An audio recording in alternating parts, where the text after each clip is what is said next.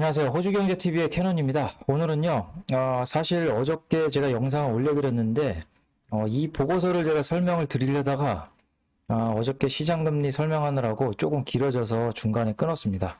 그래서 다시 오늘 신용성장에 대해서 얘기를 드릴 건데요. 이 보고서는 26일 웨스트팩에서 나온 보고서고요. 사실 이 신용성장은 중앙은행에서 나온 자료, 그러니까 뭐 파이낸셜, 이 중앙은행에서 나온 자료를 바탕으로 이제 보고서를 낸 겁니다. 그러니까 중앙은행 들어가시면 보실 수가 있겠죠. 예, 이 보고서를 리뷰를 해드리도록 하겠습니다.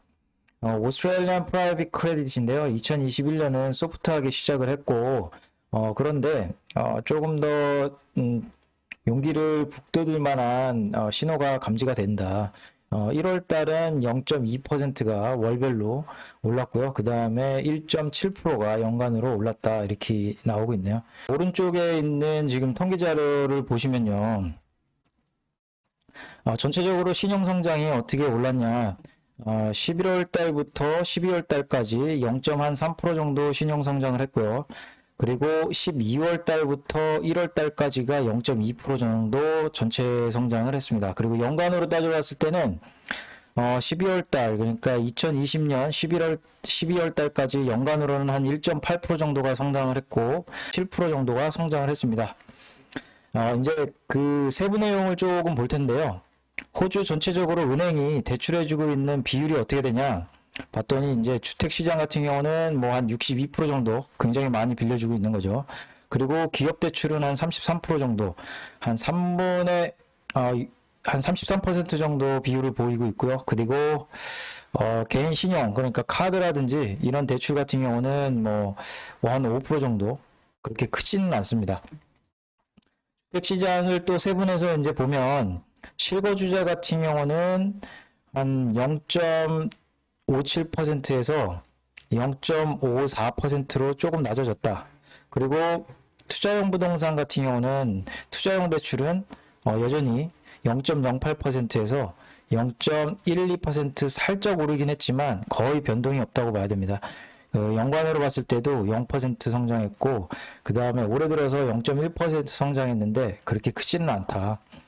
이제 기업 대출 같은 경우는 조금 안타까운 게 11월부터 12월 달까지는 0.3%가 증가했는데 12월부터 1월까지는 마이너스 0.1% 은행에서 돈을 그만큼 적게 빌렸다. 그러니까 신용이 성장하지 못했다는 얘기죠. 그리고 2020년 12월 달은 그래도 팬데믹이 있었는데도 불구하고 대출이 한 0.9% 정도 늘었다. 그리고 1월 같은 경우는 0.5%로 성장이 좀 둔화되는 모습을 보이고 있고요. 개인 신용 같은 경우는 아무래도 신용카드 사용액을 많이 줄이다 보니까 마이너스 0.5% 11월 달부터 12월 달까지 기록을 했는데 점점 더 사람들이 돈을 덜 빌리는 거죠. 카드를 덜 사용하고요. 마이너스 0.9%까지 낮아졌다. 그러니까 연간으로 따졌을 때도 마이너스 한 12.3%, 올해도 올해 접어들면서 또 마이너스 12.4%까지 줄어들었네요. 주택 시장은 11월부터 12월까지 0.4% 정도 성장을 했고요. 1월 달 같은 경우는 0.39%로 살짝 둔화됐는데 그리 크지는 않다. 연간으로 봤을 때는 한 3.5% 정도 성장을 했고 1월 달 같은 경우는 3.6% 정도 살짝 더 늘었다고 봐야 되겠습니다. 예, 다음 보고서 내용을 조금 보면요. 개인 대출, 신용대출 같은 경우는 2020년에 굉장히 약했는데, 그 이유를 이제 보니까, 이제 팬데믹이 시작이 되고, 여행 제한이 걸린다든지, 그 다음에 소셜 디스텐싱, 그러니까 사회적 거리두기를 하면서, 사람들의 이제 그 신용카드 쓰는 거라든지 대출이 많이 줄었다. 2021년은 소프트하게 시작을 했는데, 신용 성장 같은 경우는 한 0.2%, 여기서 이제 설명드렸죠. 네, 연간으로는 1.8%에서 1.7%까지 조금 줄었다라는 거. 2020년 이후로 가장 낮은 연간 성장률을 보이고 있다. 소프트하게 시작은 했는데 거기에는 약간 뭐 이렇게 괜찮은 시그널이 감지가 되고 있다. 그러니까 특히나 주택 시장 신용인데 굉장히 강하고 그 유지되는 게 기업 대출이라든지 이런 거는 약간 둔화되고 있다라는 거를 나타냅니다. 이거는 앞서 여기서 설명드렸던 내용이고요. 2022년 뭐 하반기부터 해갖고 2021년 오타네요. 2021년 들어서면서 주택시장이 굉장히 강한데 이 이유는 이제 가장 낮은 저금리하고 그 다음에 홈빌더 프로그램이 힘입어서 사람들이 신용대출 그 모기지 대출을 굉장히 많이 했다라는 거죠. 그리고 특히나 이제 생애 첫 주택 구매자들이 많이 움직였다. 그리고 이제 국경 봉쇄가 이제 풀리면서 경제가 살아나는 모습을 보이고 있다. 국경 봉쇄가 돼서 인구 성장이 없는데도 불구하고 주택 시장이 굉장히 상승세를 보이고 있다. 특히나 이제 뭐 실업률이 올라갔는데도 불구하고 사람들은 크게 두려워하지 않는 모습이다.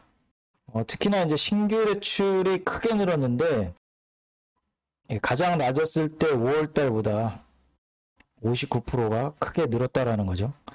그리고 연초 대비로 해도 한 31% 정도 높은 수준이다. 이 모멘텀은 그러니까 부동산 시장은 계속해서 2021년에 신용이 성장이 될 것으로 전망하고 있다. 웨스트팩에서는. 기업 대출 같은 경우는 팬데믹에서 서바이빙 모드였는데, 그러니까 생존 모드였는데, 기업들이 이제 주로 불필요한 거는 지출을 줄이고요. 투자도 줄였는데, 기업 대출 신용이 보니까 한 3.4% 정도가 수축이 됐다. 그러니까 팬데믹 기간 동안요. 그러니까 7개월, 그러니까 11월까지 7개월이니까 한 4월부터 기업들이 굉장히 수축을 많이 했다. 3.4% 정도가 신용이 성장이 둔화가 됐다.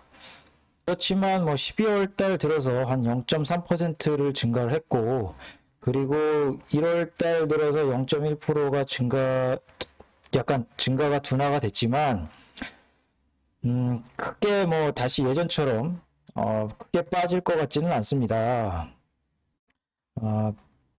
지금 현재 경제가 지금 재개가 되고 있으니까 크게 빠질 것 같지는 않습니다. 그렇게 생각을 하네요. 그리고 이후에 차후에 약간 약세가 될 가능성은 있습니다. 가까운 시일 내에. 왜냐면은 이제 초과적으로 용량을 조금 늘린 게 있기 때문에 약간 좀 다운턴으로 갈 수가 있다. 그렇지만 경제가 재개가 돼서 다시 올라갈 가능성이 크다. 이렇게 보고 있네요. 네, 다시 오른쪽에 있는 통계 자료 그래프를 좀 보시면요. 아까 전에 이제 오른쪽에 나와 있는 예상대로 우리는 지금 어딜 얘기를 하고 있냐. 여기를 지금 얘기를 하고 있는 겁니다. 이 구간을. 그러니까 예전처럼 뭐 이렇게 신용이 급하게 올라갔다가 뭐 급하게 이렇게 내려가는 사이클이 지금까지 호주 경제를 봤을 때 금융위기를 기점으로 해가지고요. 금융위기를 해가지고 전체적으로 주택대출이라든지 기업대출이 상당히 많이 줄어왔다. 줄어왔는데 지금 우리가 지금 여기를 얘기하고 있는 거는 요만큼을 가지고 지금 얘기를 하고 있는 겁니다. 그러니까 밴드가 예전 같으면은 여기서부터 여기까지 이렇게 밴드를 얘기하는 건데 지금 우리는 요거 가지고 이거 많이 오를 거야 내릴 거야 이걸 얘기하고 있는 거죠. 그러니까 아까 전에 지금까지 역사적으로 봤을 때 가장 낮은 슬로우 페이스를 유지하고 있다. 언제부터요? 금융위기 이후부터. 신용 성장이 그렇게 높지 않다. 어떻게 보면은 조금 암울한 그래프죠. 그러니까 저금리 상황인데도 이렇게 신용 성장이 그렇게 크지 않다는 거는 그만큼 경제가 약간 식어가고 있다라는 거.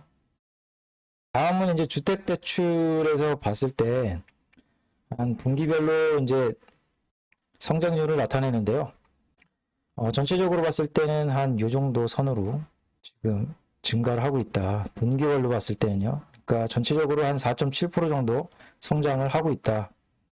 그리고 실거 투자용 같은 경우는 6.6%, 그러니까 현재 호주에 있는 신용 성장을 이끌고 있는 거는 주택 시장이 신용 성장을 이끌고 있는데, 거기서도 두드러지게 나타나는 게 지금 실거주자들이 은행에서 대출을 많이 받기 때문에 그걸로 이제 신용 성장이 나타나고 있다.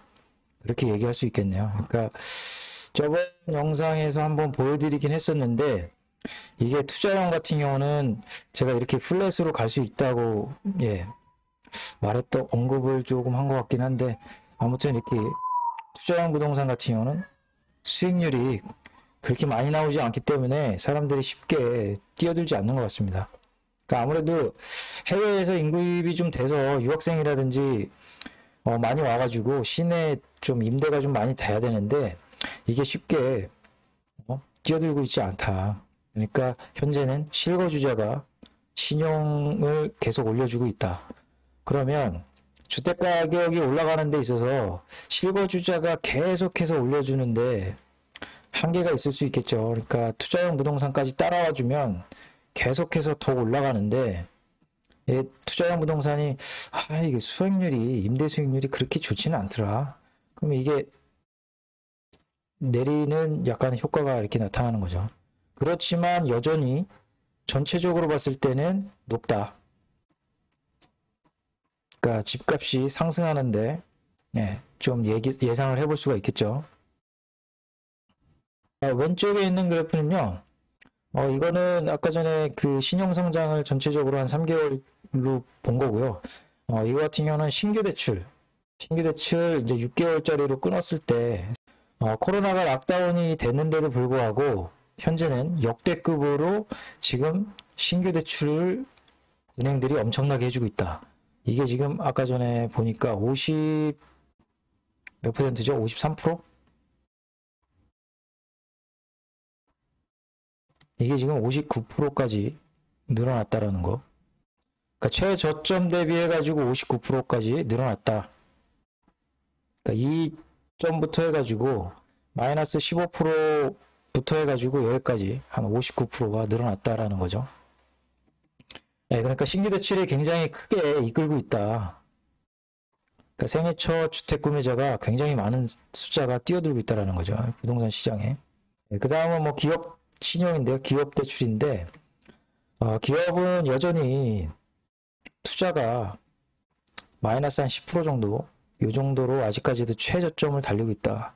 그러니까 뭐 1996년 뭐 이때도 했는데도 현재 굉장히 낮은 숫자에 지금 와 있다. 그러니까 고용이 쉽지 않다는 얘기겠죠. 기업 투자가 안 늘어나면 고용이 쉽지 않다. 근데 어느 부분이냐, non-mining 있기 때문에 뭐 광산 기업도 빼고요. 그러니까 투자가 그렇게 쉽사리 늘어나지 않고 있다. 하지만 전체적으로 봤을 때는 기업 대출이 한 요 정도 조금 낮아지긴 했다. 근데 이게 올라가야 되는데 쉽지가 않네요. 다음 보실 내용은요. 피치에서 나온 지금 보고서인데 26일 날 나왔거든요. 그런데 이제 호주의 모기지 연체가 4분기에는 2020년 4분기에는 안정적이지만 2021년 2분기부터, 그러니까 한 4월부터는 올라갈 가능성이 있다라는 보고서입니다. 그러니까 보고서 내용은 제가 전체적으로 뭐 세부적인 내용을 볼 수가 없어요. 어느 정도 올라가는지는 볼 수가 없는데 일단은 올라갈 것으로 예상을 하고 있습니다. 그러니까 내용을 이제 요약되어 있는 내용을 이제 보니까요. 이제 안에 이제 은행들이 대출 유예가 이제 3월 31일 날 끝난다. 그러니까 은행들이 안에 이제 대출 유예를 해놓은 거를 어떻게 보면 좀 분산을 시켜놨어요. 그러니까 고객들한테 연락을 해가지고 못 갚으면 이거 우리가 좀 어려우시니까 현재 뭐 원금하고 이자 갚는데 힘드시니까 일단은 이자만 상환용으로 바꿔드릴게요. 그러니까 그쪽에 이자만 상환용으로 바꿔갖고 일단은 이자만 먼저 내시고 좀 이제 갚을 여력이 좀 생긴다 그러면 다시 한번 얘기를 해봅시다. 뭐 이런 식으로 해갖고 분산을 시켜놨기 때문에 이게 좀 측정하는데 좀 힘든가 봐요. 피치가 이제 측정하는데 그 부분을 이제 뺀 부분이 있기 때문에 현재는 뭐 안정적으로 보고 있는데 이 대출 유예가 끝나면 그 나중에 이제 증가할 거다라는 거를 나타내고 있습니다.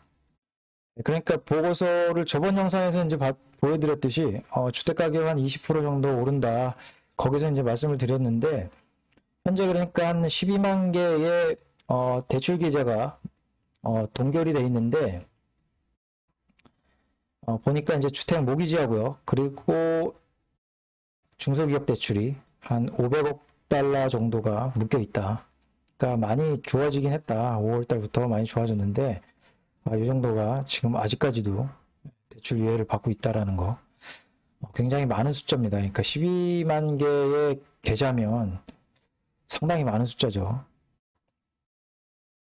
그러니까 앞으로 3월 말에 이 대출 유예도 끝나고 현재 지금 뭐 파산법이라든지 이런 것도 지금 다시 이제 돌아왔기 때문에 그것도 좀 문제가 있고요.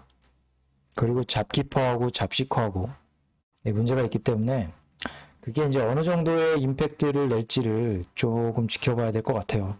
그러니까 성장이 나오는데 요게 조금 더 짓누르게 되면 어느 정도 눌러서 갈지를 어느 정도 누를지를 지켜봐야 될 것 같습니다. 그 성장이 이렇게 나오는데 눌려서 이렇게 완만하게 다시 간다. 그러면 참 좋은데 이게 눌렸는데 일어나지를 못한다. 그러면 다시 이렇게 되는 거죠.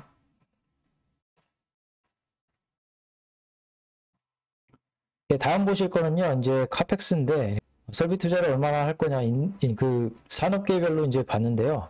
이게 조사를 해보니까 2020년에서 2021년 회계년도에 대충 이제 계산을 때려보니까 한 마이닝 같은 경우는 광산기업 같은 경우는 마이너스 6.4% 줄일 계획이다.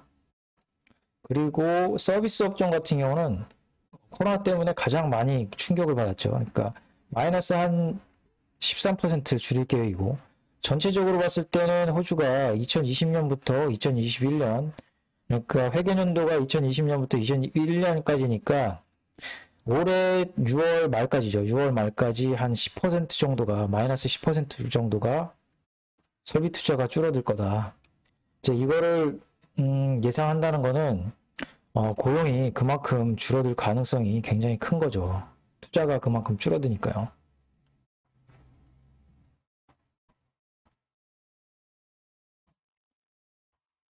네, 뭐 다음 보실 내용은요. 이제 다음 주에 3월 2일 날 그 통화정책 회의가 이제 중앙은행에서 있습니다. 중앙정책에 있는데 금요일 날 시장 금리가 급격하게 오르면서 또 오늘 그 금요일 날 빌 에반스가 또 보고서를 이렇게 썼어요. 그러니까 통화정책 회의에서 우리 생각으로는 크게 뭐 바뀔 것 같지는 않아. 이렇게 얘기를 했는데 그런데 말이야. 야 시장은 그렇게 생각하는 것 같지 않더라. 보니까 2024년 4월짜리 그러니까 3년물 국채금리가 호주 중앙은행이 YCC로 0.1%에 묶어놨죠. 그런데 보니까 이게 0.37%의 거래가 되더라. 그러니까 0.37%면 흔히들 3년물 국채금리가 기준금리를 생각하잖아요. 그러니까 0.37%의 거래가 되는 거야. 그러니까 뭐 몇 퍼센트 차이예요. 그러니까 0.25%, 27% 차이가 있는 거죠. 그러니까 시장은 이미 지금 달려가고 있다. 긴축 모드로. 그러니까 지금 YCC로 막아놓고 있는데 이게 지금 0.37%의 거래가 되고 있으니까 만약에 YCC가 거친다, 사라진다 그러면 0.27%가 금리가 상승하는 걸로 보고 있는 거죠. 이미 지금 그렇게 거래가 되고 있다.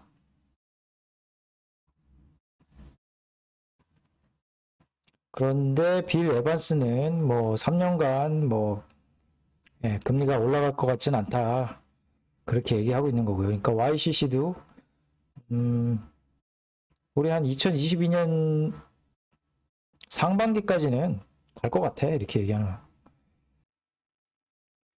그리고 저번 주에 내가 보고서 써줬잖아. 한 1.5%에서 한 1.9% 갈 것 같다. 그렇게 써줬는데 우리 전망치가 그렇게 막 바뀔 것 같지는 않아. 이렇게 얘기하네요. 국채금리를 얘기합니다. 1.5%에서 한 1.9%까지 올 연말까지 갈 것 같다. 이렇게 했는데 뭐 단기간 내에 그렇게 바뀔 것 같지는 않아. 이렇게 얘기하네요. 그러니까 금요일날 그런데 뭐 다들 저번 영상에서 말씀드렸듯이 1.96%까지 찍었죠. 그러니까 뭐 단번에 전망치를 상회했다. 화요일날 통화정책이 있으면 이걸 조금 힌트를 기다려 봐야 돼요. 근데 다른 이코노미스트도 뭐 얘기를 하는데요. 크게 바뀔 것 같지는 않다. 이대로 계속 유지를 할 것 같습니다. 일단은 지켜보자 모드로 들어가는 것 같아요. 근데 뭐 나와봐야지 알죠. 뭐 제가 뭐 통화정책을 다 하는 것도 아니고 제가 뭐 이렇게 보고서 나오나 아니면은 뭐 통화정책 회의 나오는 거를 조금 읽어드리는 정도니까 일단 나오는 거를 화요일 날 지켜봐야 될 것 같습니다. 뭐 오후 정도에 나오면은 지켜봐야 될 것 같습니다. 뭐 그 전에 이제 움직일 수도 있겠죠. 근데 이게 조금 불안한 게 뭐냐면 통화정책 할 때마다 지금 시장금리가 올라가지고 제발 참 아무 말도 안 해.